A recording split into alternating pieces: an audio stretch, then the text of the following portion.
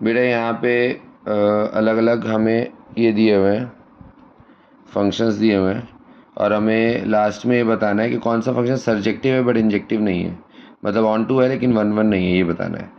तो एक एक करके इन्होंने फंक्शंस दिए 4 ऑप्शन में। पहले फिर में FR2R है, fx दिया x³ + x + 1, फिर b में ये दिया है, c में ये दिया है, d में ये दिया है। तो एक एक करके हम चेक करेंगे।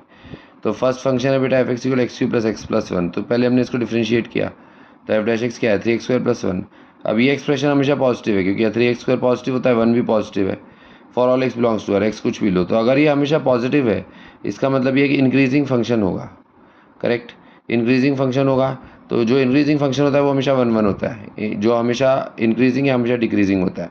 अब -∞ पे y भी -∞ जाएगा, और +∞ पे x जब +∞ होगा तो y भी +∞ जाएगा। मतलब रेंज में ऑल रियल वैल्यूज़ आ जाएंगी ना, y belongs to R, correct.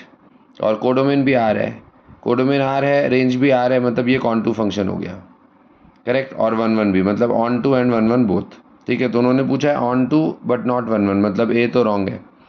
अब बी ऑप्शन में y की बार e power minus mod x है, तो x positive mod x + x से खुलेगा, मतलब e⁻x हो गया, और x नेगेटिव के लिए ये माइनस से खुलेगा, मतलब e⁻x। तो x नेगेटिव में e पावर x का ग्राफ लेंगे ये वाला, और x पॉजिटिव के लिए e पावर -x का ग्राफ लेंगे ये वाला। तो यहाँ पे अगर हम देखते हैं तो हॉरिजॉन्टल लाइन 2 पॉइंट पे कट कर जाएगी, मतलब ये मैनी वन की तरह बिहेव कर रहा है। और अगर रेंज की बात करें तो ये 0 से 1 के बीच में ही है, 0 पे ओपन है और 1 पे क्लोज्ड है, तो 0 से 1। कोडोमेन भी बेटा बी ऑप्शन में यही दिया है, मतलब रेंज और कोडोमेन सेम हो गए तो ऑन टू हो गया, बट मैनी वन है। हाँ, तो ये एक आंसर बनेगा क्योंकि इसमें पूछा है ऑन टू बट नॉट 1 1, तो ये ऑन टू और मैनी वन फंक्शन है। तो एक तो ऑप्शन बी आ गया, ठीक है। फिर आगे का चेक करते हैं। तो आगे में बेटा जो सी ऑप्शन है वो ये दिया है, f(x) x³ + 2x² - x + 1, और f 8 से आ रहा है, इसको डिफ्रेंशिएट किया तो 3x² + 4x - 1 आया। इसका d निकालने पे पॉजिटिव आ रहा है, इसका मतलब इसके 2 रियल एंड डिस्टिंक्ट रूट्स होंगे।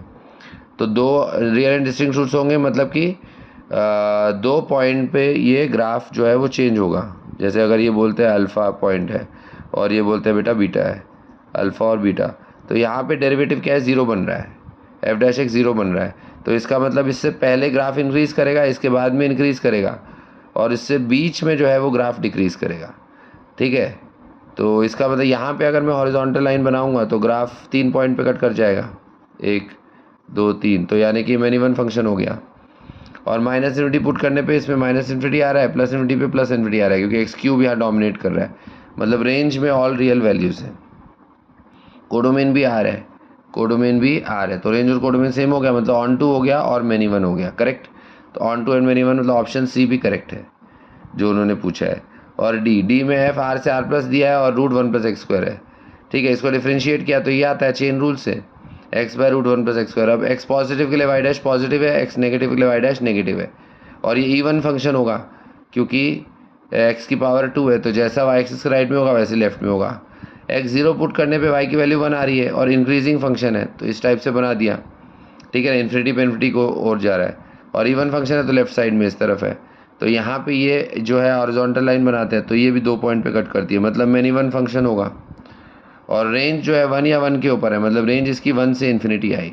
बट कोडोमेन में R+ दिया है, R+ क्या होता है 0 से इन्फिनिटी, तो कोडोमेन और रेंज अलग अलग है, मतलब ये इनटू हुआ, ठीक है ना। कोडोमेन रेंज अलग अलग है, मतलब इनटू हुआ, तो इनटू एंड मैनी वन। तो ऑप्शन डी भी रॉन्ग है क्योंकि उन्होंने पूछा है onto and many one बोला है उन्होंने, पर अपना डी ऑप्शन में इनटू एंड मैनी वन आ रहा है। मतलब इस क्वेश्चन के करेक्ट आंसर सी और बी है, सी और बी, ओके।